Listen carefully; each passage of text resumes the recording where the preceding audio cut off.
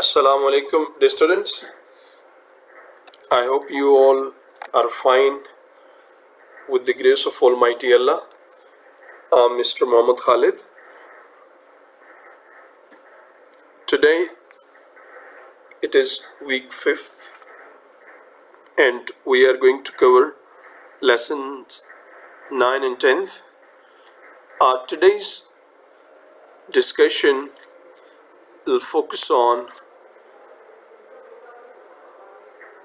Islamic conception of life. In this discussion, we'll have the following points: conception of life, meanings and importance, Islamic conception of life and characteristics. Number one, knowing about the Creator, introduction to Allah subhanahu wa ta'ala. Second, universe, a purposeful creation. Next, man, his vicegerent, or man as the vicegerent or Khalifa of Allah subhanahu wa ta'ala on this planet Earth. Okay, Allah is the true friend and ultimate well-wisher for the human beings and for the entire Prophet sallallahu alaihi wasallam, the best creature and the righteous guide and savior from Allah subhanahu wa ta'ala for the entire human beings. Quran,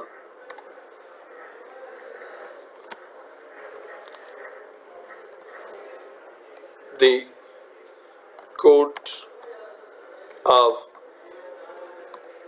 conduct and the final verdict, and the final verdict of Allah subhanahu wa ta'ala for the people.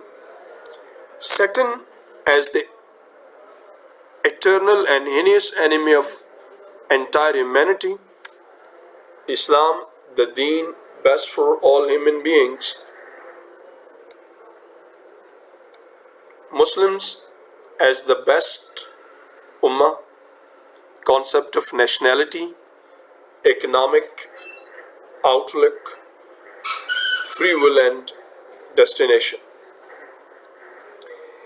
Dear students, this concept, ideology of Islam, or the conception of Islamic life is pretty interesting as well as equally a challenging subject for most of us. As per insistence of many students, I'll try to record this video in Urdu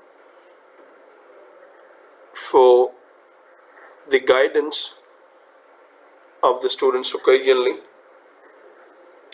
But you know this, that when we take the classes normally, we talk in Urdu,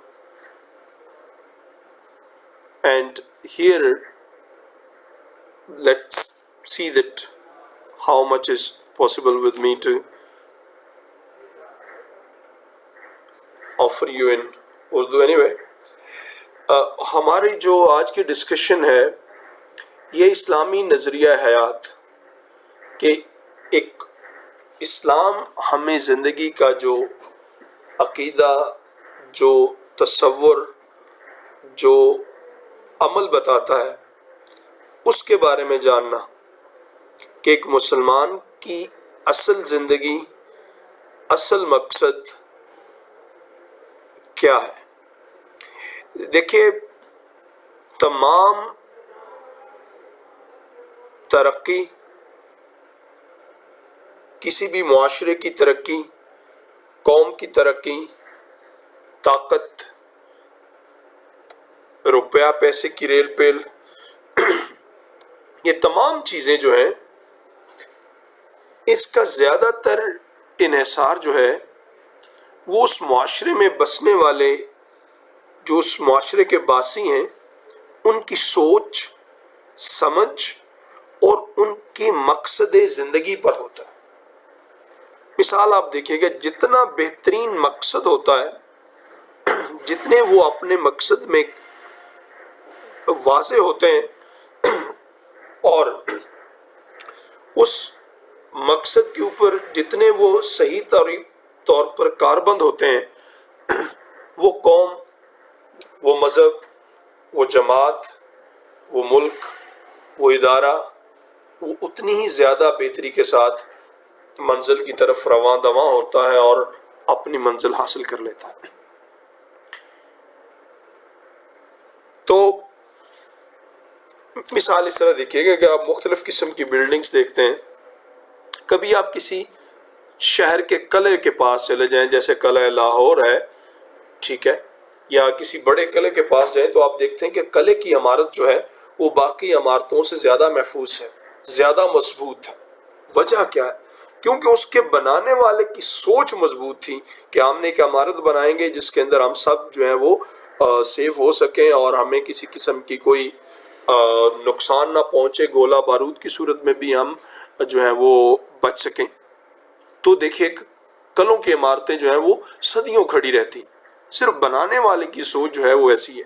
بالکل اسی طرح جو زندہ رہنے کے لیے انسان کی سوچ ہے، جو انسان کی ترقی کرنے کی سوچ ہے، اصل میں یہ اس کا فلسفہ زندگی ہے، ٹھیک ہے نا؟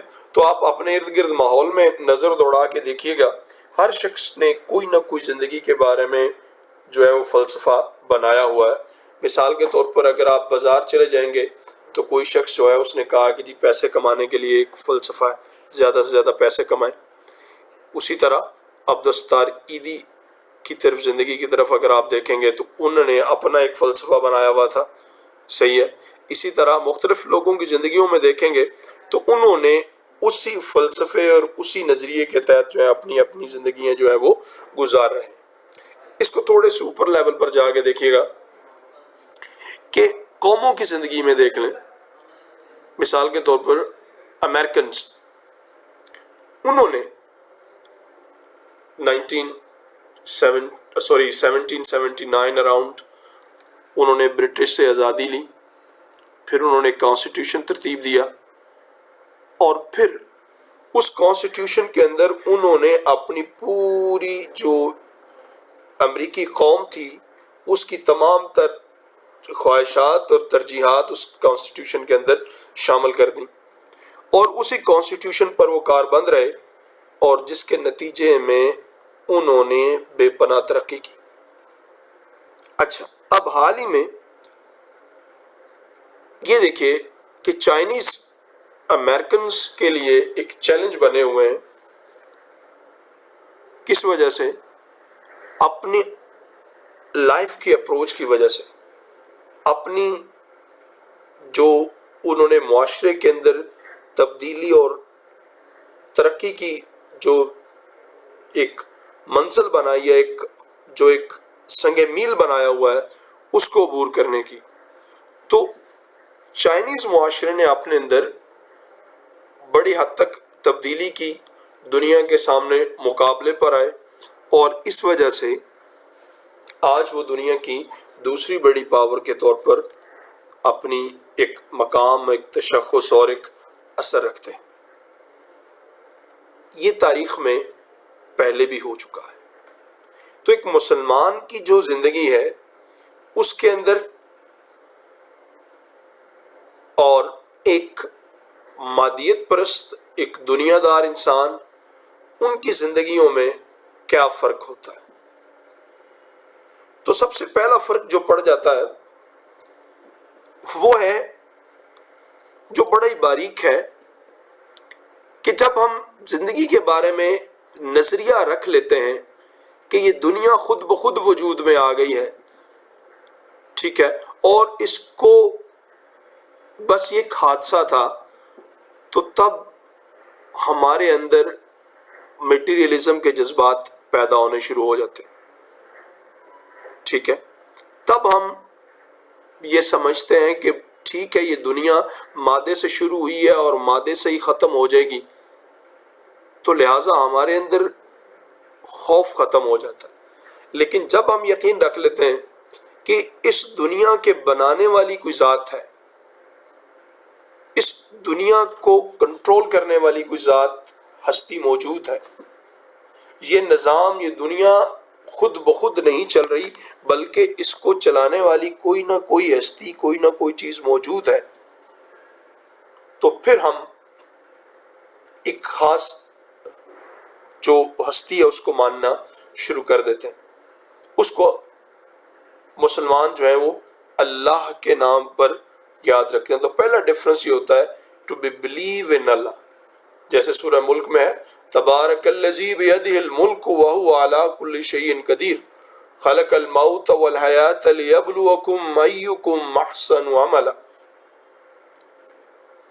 خلق الموت والحیات، تبارک الذی بیدہ الملک، پاک ہے وہ ذات ان تمام قسم کی،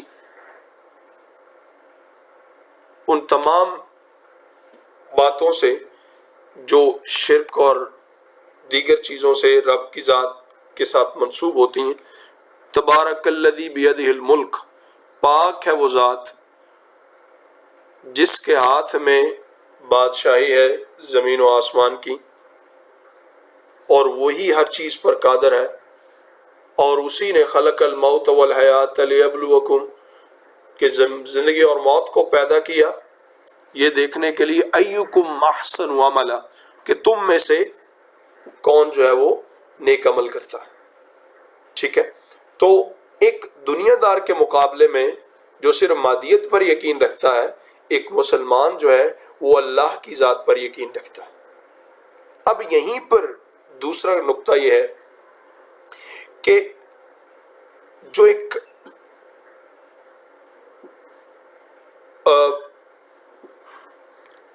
جو اللہ پر یقین رکھتا ہے وہ آٹومیٹیکلی روز قیامت پر یقین رکھتا ہے، آنسریبل ہونے پر یقین رکھتا ہے، صحیح ہے؟ تو لہٰذا ہم دیکھتے ہیں کہ جو مادیت والے لوگ ہیں تو وہ اللہ سے نہیں ڈرتے، وہ مادے کو اکٹھا کرنے پر ہیں، جبکہ جو لوگ اللہ پر یقین رکھتے ہیں وہ اللہ سے ڈرتے بھی ہیں۔ اور قرآن کریم میں ہر جگہ آپ کو ملے گا کہ بھئی واتقوا اللہ، کہ آپ اللہ سے ڈریں، حتی ملاقو ربہم، کہ آپ کو رب سے ملاقات کرنی ہے۔ پھر آپ کو تمام جگہوں پر وعیدیں جو ہیں اللہ سبحانہ وتعالیٰ نے دی ہیں۔ تو اللہ کی ذات کا یقین کہ دنیا میں کوئی ہے، اور یہی جو نقطہ الہ ہے کہ رب کی ذات پر یقین، اور پھر اتنا یقین ایاک نعبد و ایاک نستعین، کہ تمام کی تمام عبادتیں اور تمام کی تمام مددیں صرف اللہ ہی کی ذات کے پاس ہیں۔ تو اس بات کا یقین جو ہے وہ مسلمان کی زندگی میں سب سے اہم چیز ہے۔ اسے اقبال نے فرمایا کہ مفہوم ہے کہ بتوں سے دوسروں سے امیدیں اور خدا سے نو امیدی، بتا تو صحیح اور کافری کیا ہے۔ میرے الفاظ تھوڑے آگے پیچھے ہو گئے، مطلب جب ہم کسی دوسرے سے امیدیں رکھ لیتے ہیں اور اللہ کی ذات کو چھوڑ دیتے ہیں تو اصل اس لمحے ہم اپنے آپ کو کسی دوسرے کے رحم و کرم پر بھیج دیتے ہیں، جو کہ بھی ہماری طرح کی ایک مخلوق ہی ہے۔ Thank you very much. باقی نیکسٹ ویڈیو میں ہم جو ہے وہ بیان کرتے ہیں مزید۔